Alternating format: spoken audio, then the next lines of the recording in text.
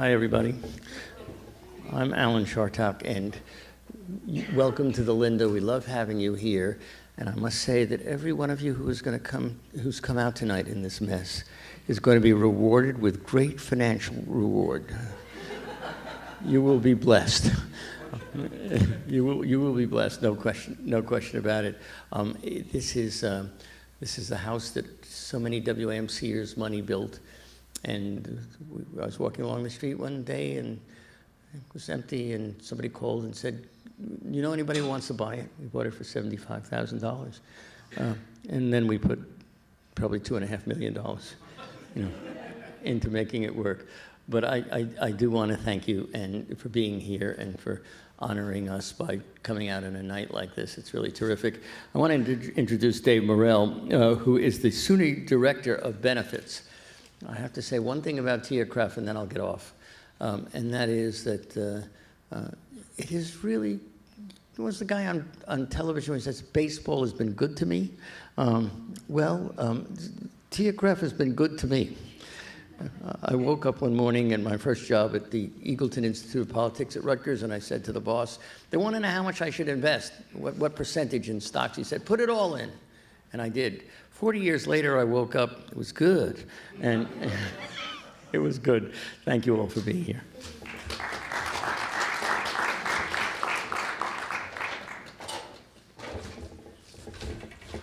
Good evening, everyone. I'm Dave Morrell. I'm the Director of University Benefits for the State University of New York.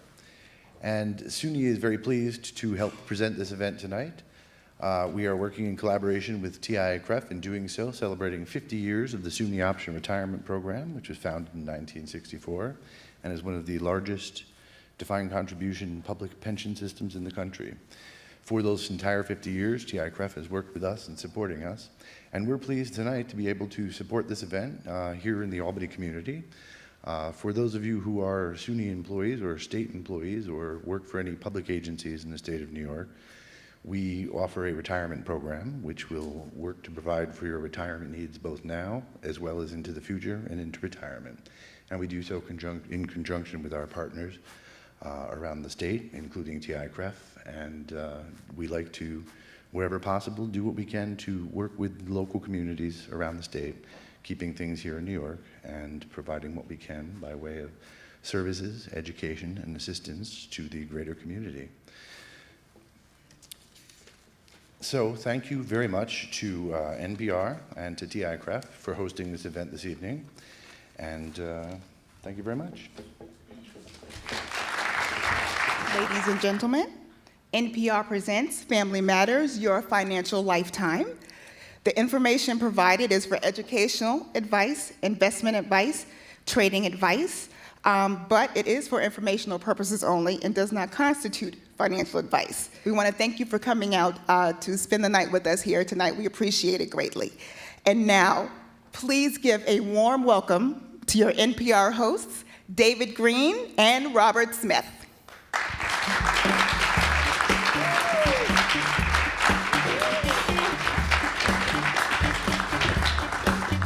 Of course, when we've done this before, we've failed to actually introduce ourselves because they were like, oh, yeah. But of course, on radio, you have to actually say who is who, right? Who are you? I am Robert Smith. I'm with Planet Money, and this is David Green from Morning Edition, and it's fun to be awake at 7:30 at night. I'm usually asleep right now. This is awesome. And I'm normally up late, so yeah. We never get to see each other during actual awake and daylight hours.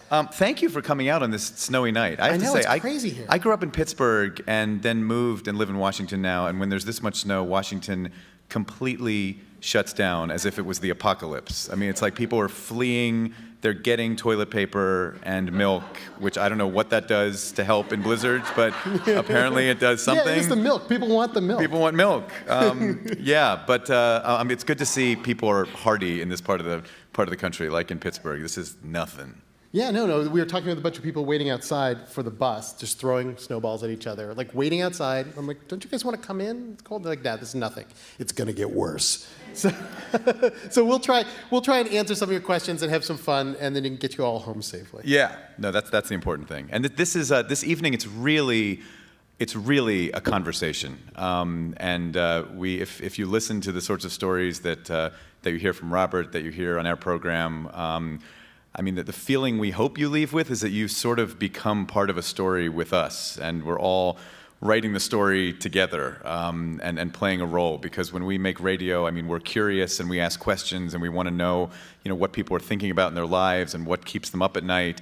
And that's what this is about. I mean, we have some people on stage who are experts, and neither of us fall into that category. Experts. But you put it so poetically. Oh yeah, you're all part of our story, which is code for we're going to ask you a lot of annoying questions, and we're going to be intrusive about your lives. But the nice thing is, safe space. We'll all ask questions. We'll all get some answers. You know what? You can even ask us uncomfortable questions. Anything you want to ask us. Really, it's a small crowd. We can all just talk to each other. Yeah. So we thought we'd start by kind of getting the mood by telling you a couple stories that we have done and playing a few of the voices that we have heard when we've been doing stories and doing our economic reporting. Robert, I think we're going to start with a story that you did a couple years ago for NPR's Planet Money. And you pitted a grandmother and a grandson against each other, and you had them competing for the same job, which sounds really cruel. But tell me what was going on. Yeah, we actually sat them down for a job interview, grandma, grandson, and we said only one gets the job. And the reason why we started this was we noticed an interesting fact about the economy, which is there are now more people over the age of 65 in the workforce than there are teenagers. People who at one point we would have expected to retire are sticking around, and teenagers who are used to getting their first jobs are not getting those jobs. And sometimes those are the same jobs. Those are the very same jobs in grocery stores, or in fast food restaurants. And so we brought these two in, and the grandmother, her name was Alice. She was super sweet. And, she just really was not ready to stop working at the age of 65. I don't think I'm going to ever leave the job world. I honestly don't think so. I don't really have an investment portfolio to fall back on. I am really grateful that I'm able to work, and I enjoy my job. Now, Max, he told us stories about basically going in to interview. He was, even in front of his grandmother, he was not the most polite kid, because he would just be like, I go into these places, these grocery stores, these fast food restaurants, and I see old people there, old people working the jobs that I want to apply for. And believe me, this kid has applied everywhere. I've applied to Quiznos, Wendy's, McDonald's, Arby's, Harris Teeter, Food Lion, Dollar General.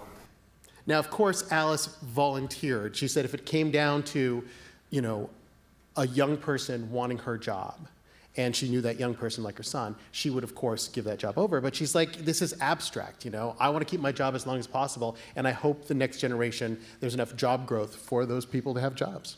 And we did a series of stories around the same time at Morning Edition, and we called it Family Matters, which might be familiar. And we were really interested.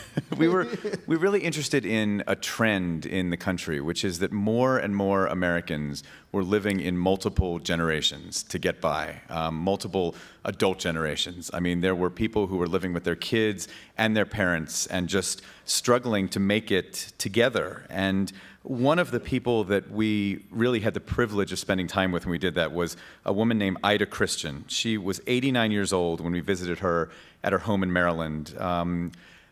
She was not healthy. Dementia was really beginning to set in. And her family had made a decision that they were going to care for her. They didn't want her to go to a nursing home. And that was a decision that would really put strain on the family. And I have to tell you, Ida, her voice just always sticks with me. She just loves to sing. Sing your favorite song. What is my favorite song? Okay, I'm gonna say the first couple words. It's your thing. Do what you want to do. It's your thing. Do what you want to do. And so the other voice you hear there was Yolanda. And Yolanda is Ida's granddaughter. And she had decided that she was going to take a year or two off her job to take care of her grandmother full time. And that was a decision that was really difficult. Yolanda was in her mid-40s. She had been making money as a human resources manager at a nonprofit. And the family kind of figured out this schedule where Yolanda would take care of her grandmother during the day, and Geneva, Yolanda's mother, Ida's daughter, would come in and take care of her at night. So there was 24-hour care. And so Yolanda had only planned to do this to sort of cut her career off for 1 year. When I met her, it had already been 2, and she was just telling me that it was just proving so difficult. I used to hear about people saying, oh, you know, we got to put our parents in a home. We can't deal with it anymore. And I used to think, oh, how cruel are you? You know, but now I understand how people get to that last possible moment. It takes over your entire life. It took over her entire life. She was feeling isolated. I mean, she talked about not having the friends she used to have, and she'd also burned through her entire savings. I'm 43 years old. I'm in the prime of my earning potential years. I've got to get back to work. If I'm going to have, you know, a 401k, if I'm going to have anything to retire on, I've got to get back to work because I virtually have to start all over. And there were all different members of this family. Geneva's brother had sold a house to try and help come up with the money to help his mom and keep caring for her. And, you know, but this family figured out a way to get by. And I'll never forget Geneva, who's, you know, the sandwich generation, you know, Ida's daughter, telling me that whatever this family was going through, it was all worth it. Sometimes I just stop and look at my blessings. And sometimes I just stop and look at my mother. And she's still here. And she looks good. And she's healthy. She's well taken care of. And that means so much to me. So voices like this, I mean, probably some of you hear them and you can connect to them. I mean, and these are the kinds of moments that, you know, it's just in this job, we feel so privileged that people allow us into their lives to sort of feel the pain with them. And we reached out to this family, and, you know, Ida is not doing that well. She's still with us, but the dementia's gotten far, far worse. They still sort of have the same schedule. It's been a few years now, and Yolanda has still not returned to work. She's still taking care of her grandmother. But it's those kinds of stories. You know, you think about financial decisions and you know, the pocketbook and your budget.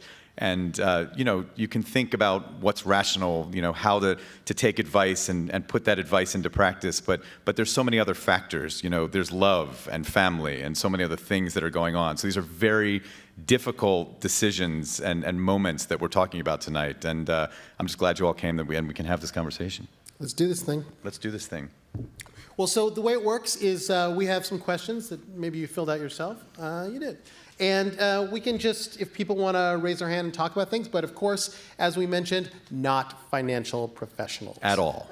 At all. There's a reason why you get into public radio, and one of them is you don't quite know how the money thing works. But luckily, what we do know, what we're really good at public radio, is finding experts who can talk about these things. And so, without further ado, we want to bring them up on stage. Who's our first person? Michelle Singletary.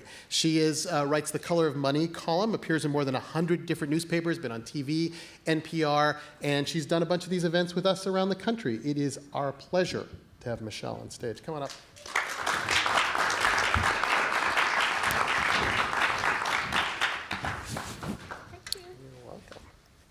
And our next panelist is Denise Winston. She is a financial educator. She is an author. You might have seen her on television, heard her on radio, talking about some of the very issues that we're talking about tonight. And so it's really, it's great to have her at her first event. This is the first time we're spending time on stage with her. She is also a former banker, and I have to tell you that in the back, the room where we were all hanging out is an old bank vault. And I was sort of joking with her and saying, wow, you know, you can't get stuck in here, can you? And she was like, Oh, yeah. Yes. Yeah, you can. It's like, oh, you okay. Can totally get well, stuck what in happens when you get stuck in a bank vault? I was like, I never got the chance to ask someone that. She was like, well, you end up staying in there for about 24 hours before they can actually reset the code and open the thing. I was like, okay, well, we're going to get to know each other.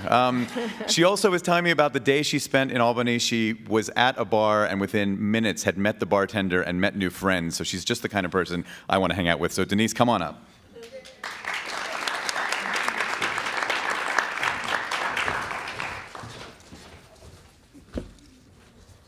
And next, and Sarah, I'm going to do this without my notes because I can't find the right page. You know Sarah? I know.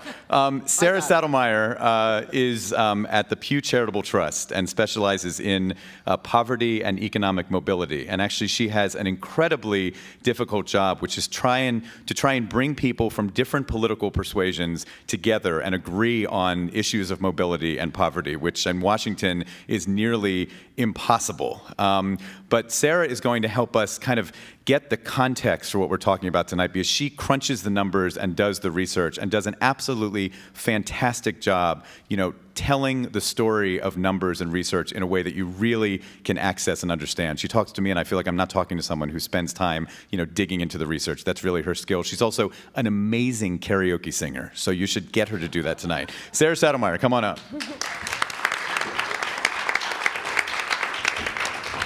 Excellent.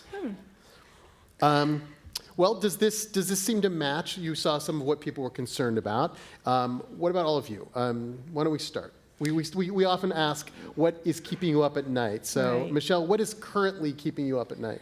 Well, I've done this a couple times, and again, thank you guys for coming out. And I had a chance to talk to some people before we started. Gonna tell your husband, right? Right, okay. You were out there talking to people? We were eating like shrimp. And see that, Robert? That's where we get it wrong. That's why Michelle knows what she's doing here. She's basically solved everyone's problems before this even That's started. right. Thank you, everyone. I gave her a home assignment. It's There were like 4 shrimp. no longer with us. We ate them. We ate the shrimp. I'm sorry. The shrimp's in See, the this bowl. is what happens when only a few people come. You get the best of us. So what I was going to say is that what bothers me now has changed, because since we last were together as a team, I don't know if you know that the Washington Post was bought out by Bezos, who is the owner of Amazon. So Amazon didn't buy us, he bought us. He has enough money to buy us.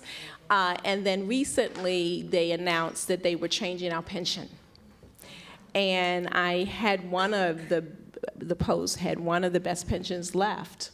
And they're changing it so that you can't earn any more credits towards your pension. Now, I am now in my highest earning potential. So, and I'm not going to retire for, I'm waiting for my last to get through college before my husband and I retire. We have a plan. And so now all of that's gone. Wow. And it's just where it is now. I can imagine all the reporters at the Post lined up at your desk. Oh, yeah. They were sending me, what do you think, Michelle? What do you think? I don't know.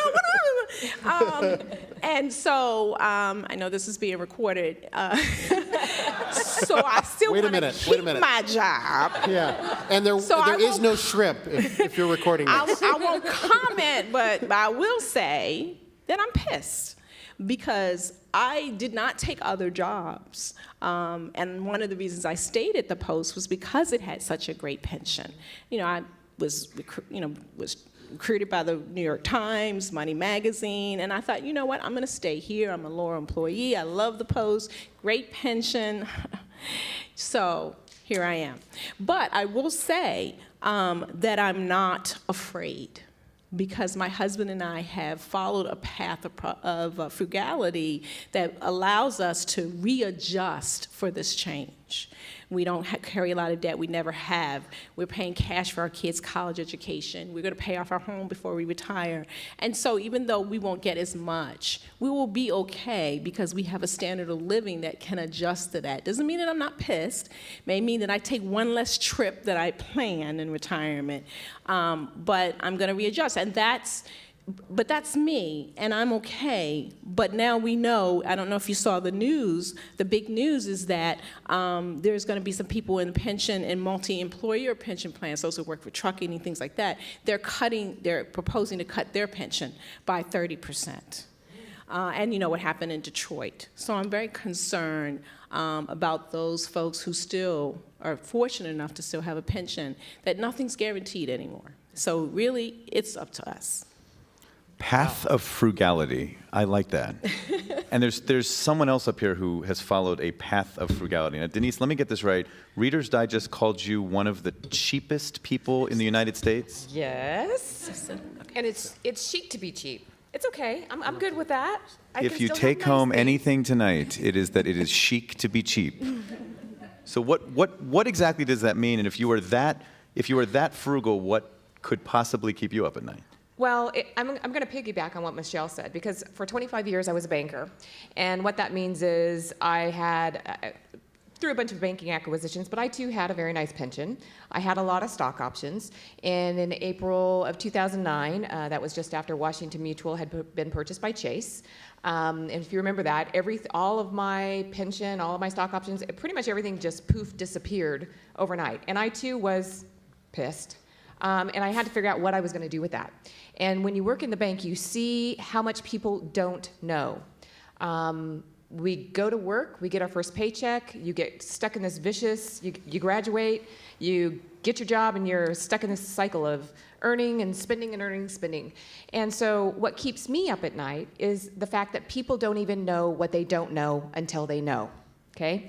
So that's why I think it's fabulous you're all here, is because you are thirsty. Even if you have no financial worries, maybe you pick something up that you can share with someone else. So the reason why I'm known as one of the cheapest people of America is because I actually have lived on my own since I was 16. So when you live on your own since you were 16, you figure it out. You have to make a lot out of like that much. So couponing, yes. Rebating, yes.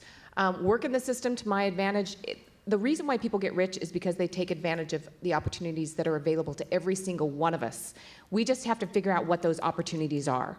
So to me, financial literacy, financial education, whether it's youth or people at their corporate job, we all need to share that information. And I think my banking background it's easy to see where those gaps are. So that's what my mission is to really just provide real, everyday, practical financial snacks, little small pieces that you can digest one at a time. I ate one of her snacks back in the other room. I was about to throw away a bottle of water, a plastic bottle, and I got a lecture, now, which is going to stay with me. Trash a lot of times is cash. That little bottle right there is 5 cents, right?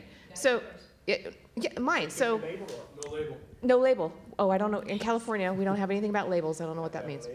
It has to have a label? See, I knew that, Denise. That's why I was. That's why I why was putting it in you chat. got one on me. I read about that. So anyway, that's my stay awake at night stuff. Well, Sarah, what keeps you awake at night? And I know, by the way, you should know the Pew Foundation does not allow Sarah to speak personally about her own personal concerns. So statistically, what might one worry about at night? Well, I feel like I need to first clarify that I do not, nor have I ever had a pension. So I feel like maybe I need to be looking into this more. But student loans actually do keep me up at night. Our research shows that Generation X, so the most recent generation that we have good data on, that these people are in their prime working years and they have a financial history and we can sort of comb through their data. Those Gen Xers who make more money than their parents, so who have higher family income than their parents, many of them, including the ones who went to college, have higher debt and have lower wealth, and a lot of that is driven by having higher debt. So they have higher income per se, but they haven't accumulated as much wealth at the same age. Right. And so part of that is being held back by your debt, and part of that is them having a lot of student debt. So I think that's an issue that I'm sure we'll get into more tonight. Excellent. Well, let's start. The way we've kind of done this in the past is we've sort of taken a little stroll through the worries of life, starting with college and moving on to retirement near the end, although they are, as we saw, sort of intertwined issues. And Cheryl Salem, what is that? Cheryl spoke to, oh, well, come on, you got to share with the crowd. You know, what did you tell Cheryl? Okay, let's pretend. Let's go back in time. Let's go back in time. So Cheryl, you are a single parent? No. Did you put that on there? Okay, wait, there's something going on. Something's going on here. What? So can I fill him in? Yeah, Let me help, because yeah, she's a little rough. 'cause So now- she's a lovely person. Yes. So we've already talked, and she's going to go home and tell her husband that he's right. So she's remarried, and is it 2 children, Cheryl? 2? We've got a blended family. Blended family. So she's concerned about paying for college, and this is what happens in Albany stays in Albany, right? So Happens in the Linda stays in the Linda. It's staying in this room, right? So bad divorce, doesn't want to rely on a new husband to help to save for college. That's what we were talking about. So she thinks that she has to do it by herself, even though she got a man to help her. And so she's worried about saving for her children to go to college. So I was saying, No, but she wanted to take responsibility for her own children, even in this blended family. don't listen to him. No, I didn't say. I was just trying to paraphrase her. But no, right. So what I was saying is that they're a unit now, and that they both can save for the college educations of all the children in this blended family. Well, I mean, this is an incredibly important point in all things financial, which is, regardless of what you choose in your own personal life and romantic life, it's a form of insurance. Like pairing up is a form of insurance for paying for different things, and someone loses a job, or someone has a job, or doesn't have a job, or different forms of debt, or different children. You're absolutely right. Yeah. You can listen to that, right? I'm so afraid. No, it's absolutely right, because they're one unit now, and they need to save together. And so one of the reasons why she came was to find out how to save. And one of the vehicles that I like is 529 plans. It has a lot of tax advantages. In the state of New York, I believe, if I'm not incorrect, is that you can save up to $15,000 and get a tax credit. 10,000 as someone who lives in New York. Yep. And in Maryland, it's only 25. So you can save up to that. You get that off of your taxes. So that's a great benefit to be in the New York plan. But more importantly, the 529 plan is like the 401k, just for college. And that's how my husband and I have saved for all three of our children. And right now I have got a kid in college, and she did win a scholarship, but the majority of the money is coming from her 529 plan, which we started when she was a little baby. And you still have time to do that. Denise, you're doing that. I'm ready to say something. Move. Yeah, I get to know you already. This is good. I feel it. Well, Yeah. and I can speak to that because I remarried Mr. Wonderful, Mr. Way Wrong the first time, got it right the second time. But also as an independent woman living on my own at 16, I became kind of to my detriment, so independent and so insistent. But what I found, and this is my personal experience, is that my husband is a provider, and he wants to help, and me being so adamant to not, it makes me kind of want to cry, because I didn't realize how demeaning I was being to him by me demanding that I pay my way, and I pay my way for my daughter. So I don't know if that speaks to you, but it's okay to let somebody else help you. And I will say, for one of the creative things that you can do for the 529, which is great, because if your child, not every child's going to be academic, right? Maybe not every child's going to go to college. So if you have multiple children in the family, maybe you can do some adjusting. But one of the things you can do is let everybody know you have this 529 plan. Our kids have so much stuff.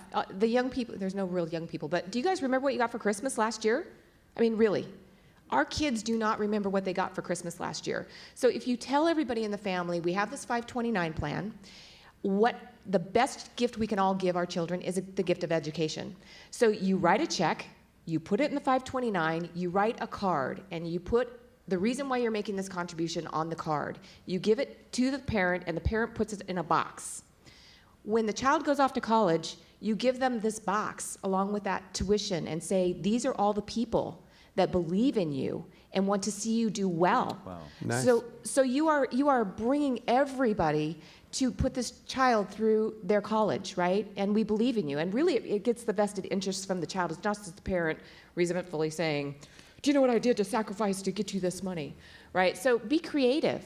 You can ask other people. Really, they have enough stuff. We have enough stuff. How often do you see? Oh, Sorry, I was going to say, and to stress this, you keep ownership of your 529 plan. It is in the name of a child, but you maintain control over it. So if there's a grandparent who wants to do this, if that child ends up not going to college or not having educational expenses, you can move it to another child. It can be used for different sort of things. But it's a really positive way to put that, rather than, oh, I had to save and struggle just to get you through college, rather than it's a gift. And the kids really, when they see, and I see you raising your hand, I want to get to you, but when the kids see that more people are invested in them, they feel obligated to do well.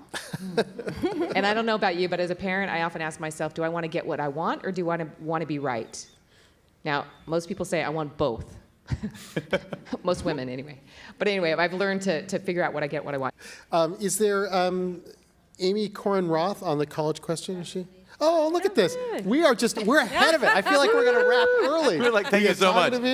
What about our $30,000 dancer? Could we hear a little bit about your debt and sort of what your plans are? And I think we have a microphone up here. Come on down. Oh, the dancer. I was going to say, no, she studied public policy in prisons. But she was dancing. Did you see yes. the dance? It was a good dance. It was like, you were like 5,000, 25,000. She was like, 30,000. Actually, I once won a hip hop dance competition at. See, Robert? I could sense that. So, who do you have a job now? I do. I'm And a postdoctoral fellow at SUNY. Oh, at SUNY. And so you are someone who will stay in the sort of public sector, or are you planning to work for a private prison, or? So I'm hoping to get a job as an academic eventually. So I study prisons, but I don't actually plan on working for them. So my plan with my debt is that I unfortunately took out my loans at like probably the worst time. And so they're at 6.8% interest. Really? Yes. And they're not eligible for refinancing under federal refinancing because they're graduate loans. So my plan was to rejigger using a private refinancing. So I'm very fortunate because my parents have offered to pay the loans and I will pay them back, basically. And you think you can get a better interest rate out of your parents? I have negotiated a better interest rate. It was like a lawyer How was that thing. negotiation? They're like, we're not going to go under 4. We have a retirement to think about. So yeah, I'm very fortunate because my parents are financially stable and they're approaching a retirement. My dad's retired and my mom is approaching a retirement, but that's the plan. But it's still $30,000 worth of debt. So is the money that they're going to give you extra money that they don't need for their retirement? Like if you never paid it back, they'll be okay? So I That think would be no. So they have plenty of money. Yes. They are fortunate they have They plenty might disagree. Right. No, so I would say ask them that question that I just asked you. So I happen to know that the money that I am taking, and this is how the interest rate got worked out, is from one of their, they have a home equity loan that they just took out, and so I'm basically paying back the home equity. She's getting stressed. Did they take out the equity I'm loan getting a hot to flash. do this? No. Everybody's getting stressed up here. Just take a moment. Wait, Michelle, why was that question important about? Because she's seeing loads Take all a the way moment. down. I'm having I call hot that a flash. personal summer. So then the answer to my question is no. If they're using a loan to pay your loan, then they don't have the money because a loan is not their money. No, I know, but they actually have. So my dad was recently in an accident. He won a huge settlement from a civil lawsuit. They're just not. They're just not touching that money. Like, I don't know what to tell you. They have a ton of money, but they took the home equity loan to put solar panels on the house and apparently to pay my student debt. I don't. This happens a lot. Don't worry. It's okay. Perhaps what she was trying to say, rather than critique your parents, is that like a lot of parents, like we can't ask your parents, but a lot of parents will make sacrifices of their own retirement for their children. And whether it's paying for college or paying off a loan or giving a first-time home, and parents will do that.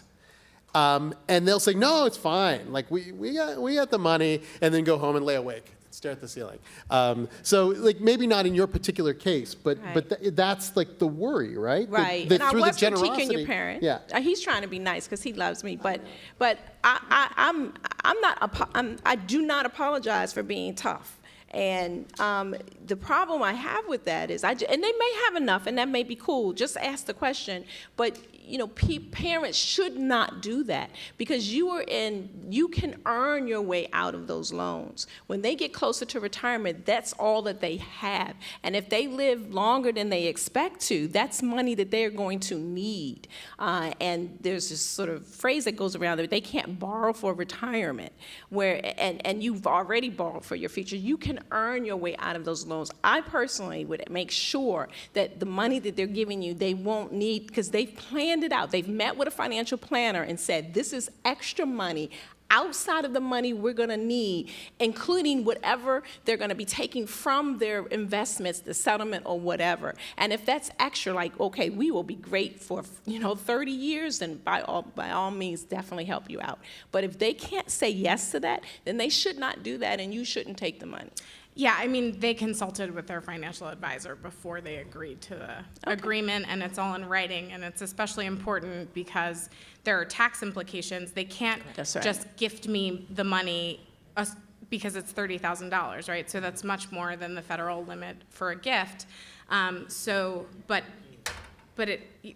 They can gift me $14 They can. million. It's a lifetime limit, and so the lifetime limit, I think, is about $1 million, but that's neither here nor there. I mean, I think the larger question, and to your point, is that this may not apply to you, but other people listening who are closer to retirement, just be sure that you are not jeopardizing your retirement to help adult children who have earning years ahead of them to get out of debt.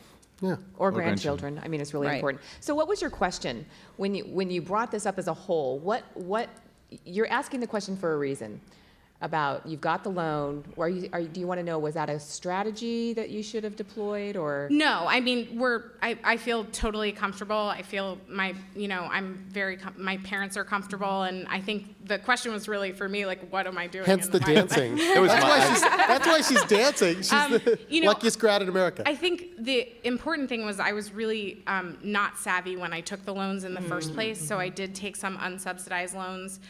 When I started, I should have been more thoughtful. When I was starting out at Berkeley, like, wow, 6.8%. I should have been thinking more carefully about. I mean, I felt like I was living frugally, but I probably could have been living more frugally. But I got wiser as I got older in graduate school. Again, you don't even know what you don't know until you know, right? That's so right. Shouldn't we be teaching, especially when you're getting student loans, it is critical that you understand you're sold this education, and unfortunately a lot of kids don't complete their education, so they leave without. You're laughing. It's not, it is so difficult.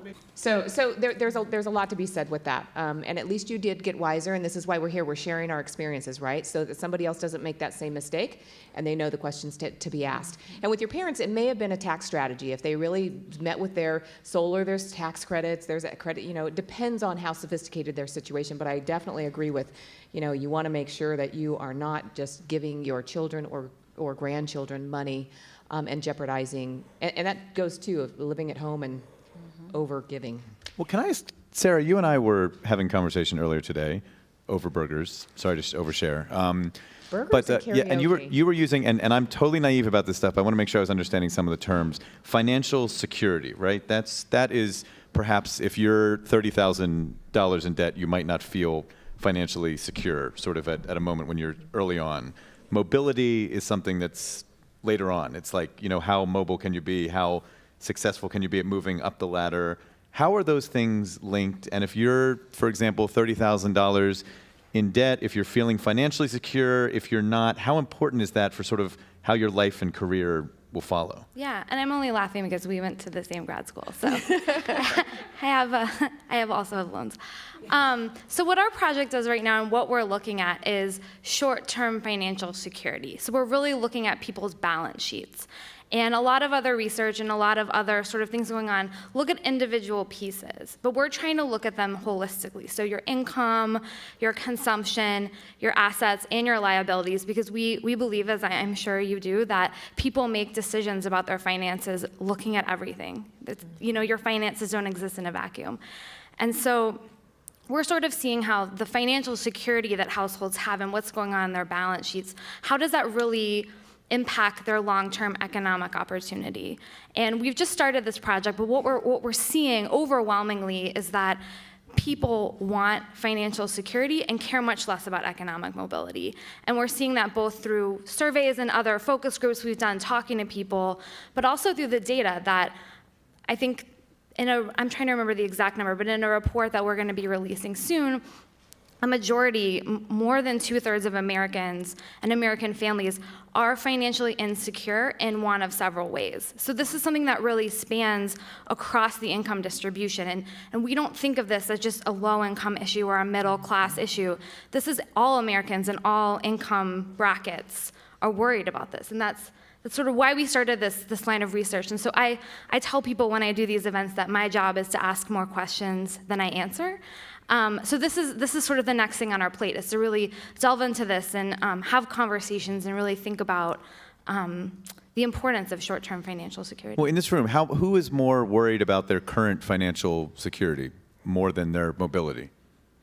Who's more worried about financial security? Who's more worried about mobility? Who's worried about nothing? He's not getting the question. Yeah, and do you...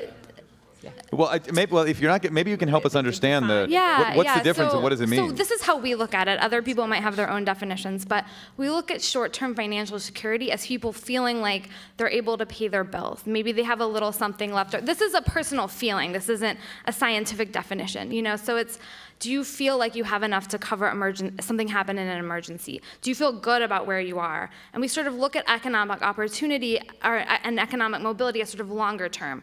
Over time, are you able to move up the income ladder either compared to where you were or compared to where your parents or peers or whomever you're comparing yourself to? What does that look like? And I think, as we see those news stories, whatever it may be slowing a little bit the growth of medical costs, we sit down, they say, oh, look at what your costs are now, put your budget together now, and there's this huge question mark out there, which is, am I going to be lucky or am I going to be sick, and how much is it going to cost, which no one seems to know 2 or 3 years out. Like, this is a huge thing that in the little calculator you can do online, there's a big question mark that could be half your savings or it could be 10% of your savings. Well, Michelle made a point earlier. There's no guarantee anymore. The only guarantee we have is that plan that she's put together, that many of us have put together to make sure we have it. And for me, that's what I learned quick on. If you don't know what to do with your money, somebody else certainly does. And it usually doesn't have your best interest at heart, right? So when you figure it out and you have that plan, and as a parent, a lot of times we get caught up on wanting to leave our children money, but did your parents leave you any money? And did you turn out okay? Sometimes have you guys seen this delay to launch because the kid's waiting around for their fair share of that life insurance policy or that inheritance? Delay to launch. I mean, one of the if you want to ensure that your children do well, and really what we're talking about is we want to be sure that they achieve a middle class income status, because that's really, most people aren't going to say, I want my kid to be a multimillionaire. We want them to be able to buy a house. We want them to be able to save. We want them to have money for the co-payments or whatever for your medical. You want to be able to have them send their children, your grandchildren, to school. And so the thing that you can do most for your children is teach them financial principles that will last a lifetime.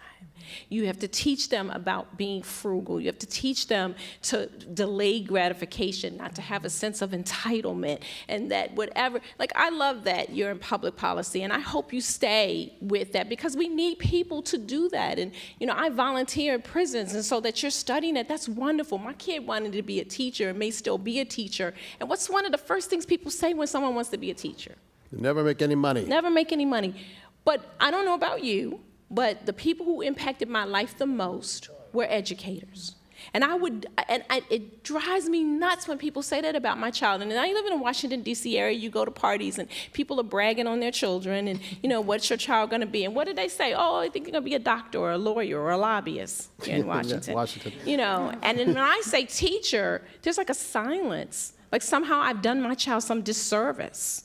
But I have taught my child how to handle her money, and she will be well. I am not worried at all that she will be able to live on whatever income she makes, because we have instilled in them a sense to not have a sense of entitlement. And and you bring them to things like this. You teach them that, you pour into them. But I'm telling you, you don't have to give them a book. You don't have to do anything. You live the life, and they will model it. And because the studies show that the greatest influence in your child's life is you. And so there's a lot of push to put financial education in schools, and it's true. It's a good place to have it. But I'm telling you, they will learn the values from you. We tithe. They are learning to tithe. When my kid gets her allowance, she tithes on her allowance. She's learning to give back. Tithe to your church. Tithe to a church, tithe to charity, yes. Oh, do you let them pick? They do. When we had, for example, when Katrina was here, our church had a offering, and my son gave all of his allowance when the basket came around. And I'm frugal, so I'm like, no, baby, you don't need to give him all of that. Come on. And he actually did this. He said, no, Mom, they need it more than I do. Let me just, because we're all sort of intimate here, and I'm going to ask you guys a question. My pastor asked me if I can take a liberty. So, how many of you are rich? Like, I am rich. Right. I just asked you one question and then asked you to talk back to me. How many of you are rich? Come on, raise your hand. So if you're many rich. ways, yeah. Okay, right. So you were sitting there thinking, what did I mean by that, right? Okay, so let me ask you this. How many of you could have a clean glass of water today? Mm-hmm. Right. How many of you could have meals? Some of us could use to not have some meals. I know I'm one of them. How many of you have a roof over your head? Yeah. Right. How many have somebody who loves you? Mm-hmm. You definitely have somebody who loves you. Your parents are on the ball, right? How many have children?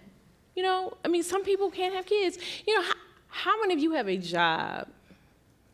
Right. How many of you have your own teeth? Right. So then, why were you doing all the calculation in your head when I asked you that question? You don't want, because you're not counting what you already have. If you want to be wealthy, think about what you already have. And you are already rich, so then you won't be trying to get so much more. That will allow you to have money in your budget to save for your retirement, to save for those medical costs that you can't predict, to save to send your kids to college. They may not be able to go away to, Berkeley. They may have to go to the community college for 2 years and transfer to the 4-year university, but they can go. And I'm just saying, we need to ask ourselves that question more often so that we know we have more than we think we have. Is Elizabeth Beechand in here? Am I saying that right? Elizabeth? Do you have a very powerful story here, but I would love, if you're willing to come to the microphone and tell us all about it, Come we can on, talk we're all about getting it. to know each other. We're all rich here. One rich person to another. Right. Well, it kind of reminds me of one of the stories you talked about at the beginning about the family taking care of the grandmother. My sister was a widow, and she died very suddenly about 2 years ago. I'm sorry. And she lived in rural Ohio. Her son, my nephew, was 17 when she died. He turned 18 within a month. I was named guardian, but of course, by the time, nothing went through the courts because he was 18 within a month. But he grew up in rural Ohio with learning disabilities that were never really diagnosed, and he sort of went through the school system. They passed him from grade to grade. And so when she died, he stayed in Ohio thinking he could live on his own. And when I picked him up a year later, he had 17 cents left in his bank account. Wow. My family is struggling because I've done 9 trips to Ohio. I tried to set up in a community college. He failed all his classes. It's just, if it was my child, I would have been researching and planning how do you take care of someone with a disability. She did leave in her will, knowing he had problems, that all the money would go in an educational trust, and it's not a lot of money at all, but it's in an educational trust which he can't touch till he's age 35. And so I am tasked with trying to figure out, never having had money to invest, how do I put it away for him? Do I put money in a retirement account for him? He probably will never have a really high-paying job and a pension or anything like that. So I just have like a million questions. But step one was he came to live with us, which is wonderful. He got a job as a greeter at Walmart, so he's working. He's a great kid. But I have to worry about his money. I have to worry about what's going to happen to him when I'm gone. And sometimes I feel pretty overwhelmed. Right. Well, I want to hear from the people who know, but the fact that he has a job, he's come to live with you. These sound like really wonderful steps and progress in an incredibly difficult situation. So that I hope you're feeling the positive steps that have happened and what you've already done for him. And I know it's going to take time, one step at a time. Right. Well, definitely commend you for doing that. Not a lot of people would do it. My son has autism, so I very much know where you are right now. He's high functioning, so we feel like he'll be able to work. But we know that we are going to have to set up certain things to make sure he's okay. I would suggest that you meet with an attorney and a financial planner and set up a special needs trust. And that you would name someone else in addition to yourself, or if you're married, your husband or someone, that can take over in case something happens to you. Is that a name of it? It's called a special needs It's trust? called a special needs trust. You set it up so that money goes in it, and the benefit of a special needs trust is that if he ever needs public funds, he can qualify for aid without jeopardizing some of that aid. So, we've got a lot of things to do this evening, but definitely, and I can talk to you afterwards, but, and I had a brother who had epilepsy, and I ended up taking care of him until he was 32. And we set up a special needs trust that I was taking care of him and helping, with his expenses and, basically paying his rent and things like that, and applied for disability. You should look into applying for disability for him. So it's a long, hard process, but you need to get an attorney to do that to help you. So. All right, special needs trust. Special That's a great. needs trust is a fantastic route. Yeah, that's great. David, a lot of people asked about retirement issues. They did. You're saying, David, you have those cards. Why don't you say something right now? You know what? We're taking down the fourth wall for this thing. It's all just like, here, let me walk over there. There's actually, there's pretending. David who actually gave us a card on retirement. Is David here? David? Oh, no, wait, David sleeps like a baby at night. He said so. Doesn't mean I don't financial He takes Ambien. It means you're tired. Tired from working so hard. Are you willing to come to the microphone and talk? Yeah, Okay. let's talk some retirement stuff. You put on your card retirement exclamation point, which I think that's only one? You're very emotional. You did the exclamation. Maybe you should come to the microphone with David. No, I'm very comfortable. But the president used every time you tell somebody to do something, you say, well, talk to your financial advisor. Okay? Well, I have a financial advisor, but it ain't cheap. Okay? And as I retire, I don't know that I want to pay this guy for his fees for the rest of my life. And I'm wondering about transferring to like Vanguard, which will manage my money for a much lower fee. But they're not I can't ask them financial advice. And so, that's part of my concern. My other question now is, what do people approaching retirement not know they don't know? That is always the question. We will publish a list, and that's only for people who came tonight. You can't share it with anybody else. It's only for us in this room. Let's start with the financial advisors versus putting in one of these low-cost plans. You don't get as much support, but you make more money. Where do you come down on that? You want to? I mean, I can do it too, but Go ahead. No, go ahead. No, you can fight. Who's most frugal? It boils down, whenever you go to a big fund, you're going to have a lot of different fees that are hidden, so you have to be sophisticated on being able to figure out how much it really costs, and is it about the same? Are you seeing a fee-only financial planner? Or No, somebody that's managing your assets and taking a percentage? Well, Yeah. Yeah, I mean, Ooh, it's 1.6 seems. And then for the first amount, and then it goes down to one when you get up to a certain level, and it changes as you go. Yeah. I just know that I fill out the stuff for the tax attorney. And you see his fee and you get. And I see the fee for the year, and I go like, whoa, we could have had that much more in the account. Right, Yeah. right. So a fee-only financial planner might be an option for you, where you know exactly going in, you get some advice. You have to, you need a checklist of the things that you need to ask a financial advisor, and you need to be clear exactly how they're making their money, and the overall arching thing of that, because it can be incredibly expensive. And to me, knowledge is power if I use it. Right? So how I use my time educating myself and figuring things out. Now, for you to all of a sudden have a financial, someone that's been managing your money, one day you wake up and go, I'm going to do it. I don't recommend that. I was doing it until it got to a certain amount, and I felt uncomfortable doing it anymore. Okay. So then maybe you're a little more sophisticated than you're giving your credit than we might know. So maybe there's a partnership, and maybe that fee-only financial planner might be somebody you could partner with. Michelle? I think you can do a combination of both. I mean, I have a planner, fee only, and I also have funds in Vanguard. And I think if you had a toothache or you needed a root canal, would you try to do it yourself? Right. No. Right. So we can't look at it as, oh, I'm paying them all this money. You are paying them for knowledge and expertise that you don't have. And I'm really cheap, so if I pay somebody to do something, I'm very comfortable in telling people that we need someone else to look over what we're doing, because you don't want to make a mistake, because you won't know it's a mistake until it's too late.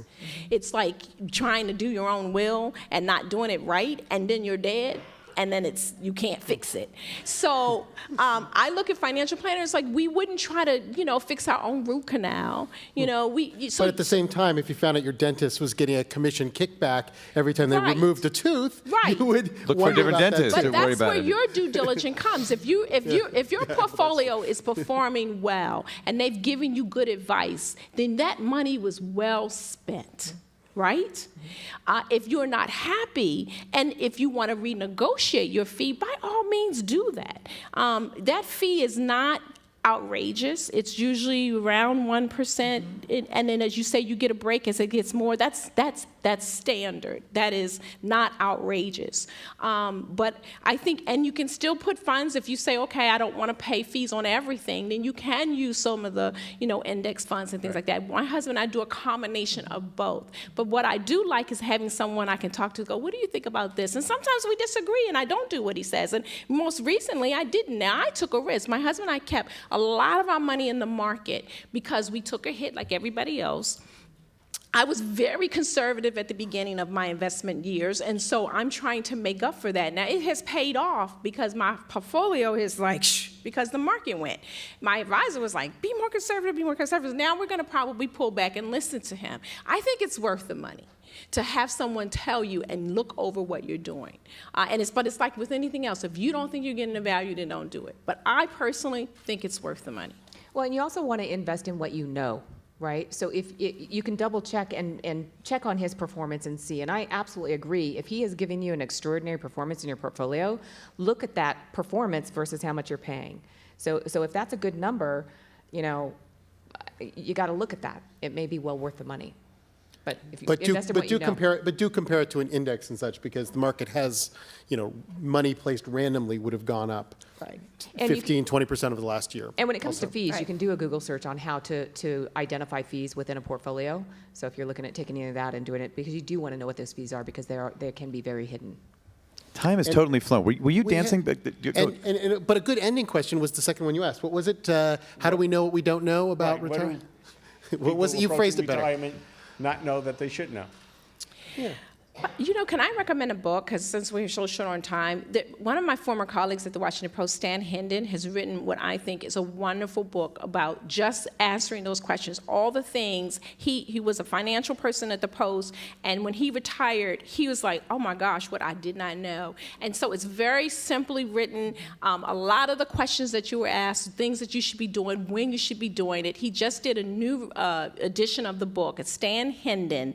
I can't remember the title of the book. It's retirement questions or something like that. But if you Google it, Stan Hendon, somebody Google it for me, because I'm having a senior moment and a hot flash at the same time. But I would, what is it called? Hendon, H-I-N-D-E-N.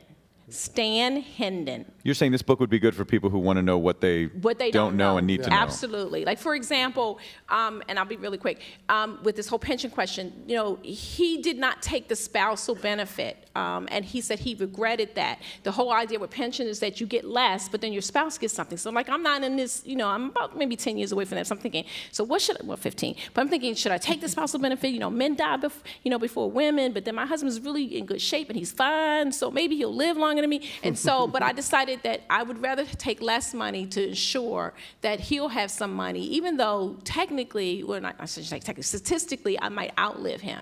But I'm going to do that. That's one of the questions he answers in the book. The one moment that has stuck with me tonight, Elizabeth, you stood there and said, I feel overwhelmed. And I wonder if we can talk about that as we finish up, and we're going to stay afterwards, and you can talk to us about anything individually. But Sarah, can I just ask you, based on all the research that you do, as you look at people who are overwhelmed, I mean, you pour through numbers and you look at kind of decisions people make and how it affects mobility, and I mean, is there any way to say, when you feel overwhelmed, here are a few of the things that they should be prioritizing because it matters 10, 20, 30, 40 years down the road? I would say something, this is not the only thing, but one thing we're really looking at now is asset building, and we're looking at it from a future mobility perspective. So what our research has really shown is that it seems intuitive that if you make more money, you can save more money, right? Building assets. But I think how people don't look at their assets is that those assets are things which you can dip into and invest in yourself to get a higher paying job later on, to increase your future mobility for yourself, to invest in mobility enhancing opportunities for your kids.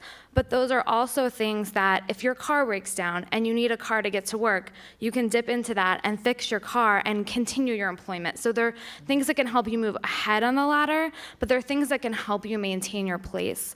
And I say this because in work that will be forthcoming, it's a very exciting research paper. I know you're all really, really itching to get your hands on it, but what we look at is we look at the typical American family, and if we take all of their liquid assets, and then we take all of the other things that they can get money from in like a month or so, right? Like you might take a hit if you take money out of your retirement, but you could get that money.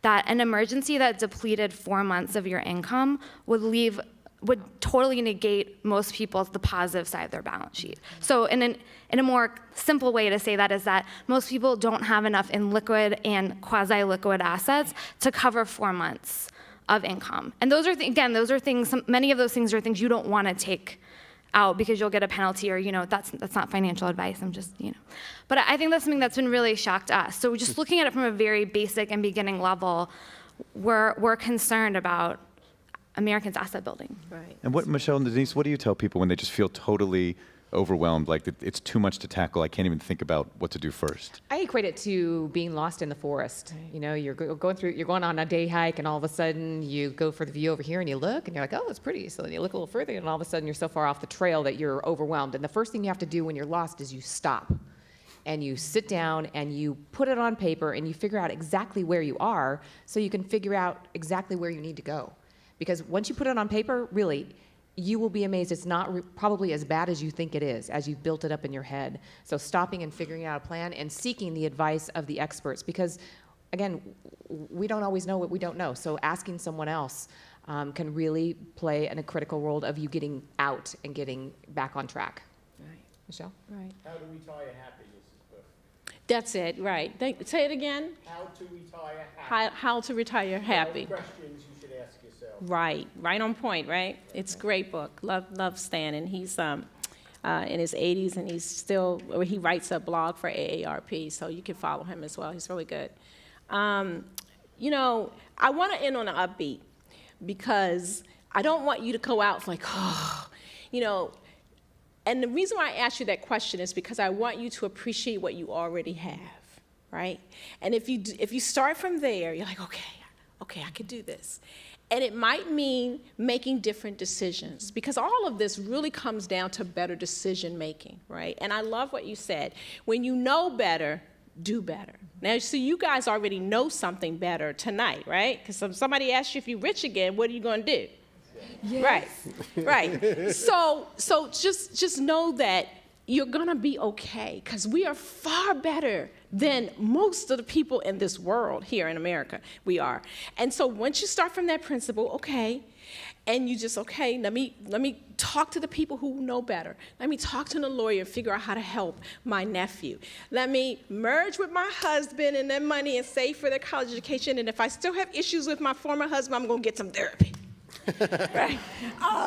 Talk to your parents. Make sure that they're okay. Just take it one step at a time. But know that you are going to be okay as long as you make good decisions. And if it's not all adding up, make a different decision. Maybe you have to get a roommate in retirement. Maybe you're going to have your children come live with you for a little while so they can pay off their student loan debt. I know you don't want to do that, but that's the best thing to do. So just know that you're going to maybe have to move from where you are a little bit.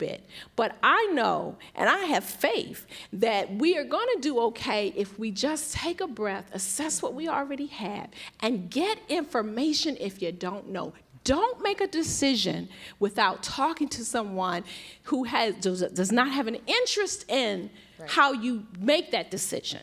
So somebody independent that's not biased, and you will be okay, just like I pray that you all will get home tonight safe and sound. That's the one piece of advice I feel like I can give. Please drive carefully. As you're thinking about all these financial decisions, focus on the road for just those 20 minutes. You can't stay here tonight. We ate all the shrimp. Sorry. But it's a free meal. No, That's And I want to just say thank you, David and Robert, because you guys just do a wonderful job. Oh, you're too And, kind. We're about to they thank do, And they you. put up with me because I'm like a tough cookie. I really am. Not with you. And so I really want to thank you all because I nice. just really enjoy these forums. Oh, and excellent. so thank you. Well, we do too. And thank you to the three of you. Sarah Saddlemeyer from Pew Charitable Trust, Denise Winston, you're author of It's Your Money, Avoid Costly Mistakes. Correct. And Michelle Singletary, author of the 21-Day Financial Fast, Your Path to Financial Peace and Freedom. Thank you to the three of you for hanging out tonight and Glad on to a be here. snowy evening. And I want to thank everyone in the audience. Like, you guys were really good Yeah. sports and sharing all this. And I do have to say, it is actually really helpful. I know to the panelists on here and to us as financial reporters, people who report on economics and financial issues. Literally, like, the more stories we can hear about real life as it's lived and what people's real concerns are, the better we are at our jobs. And so, thank you all so much for doing this. Thank you so much to all of you.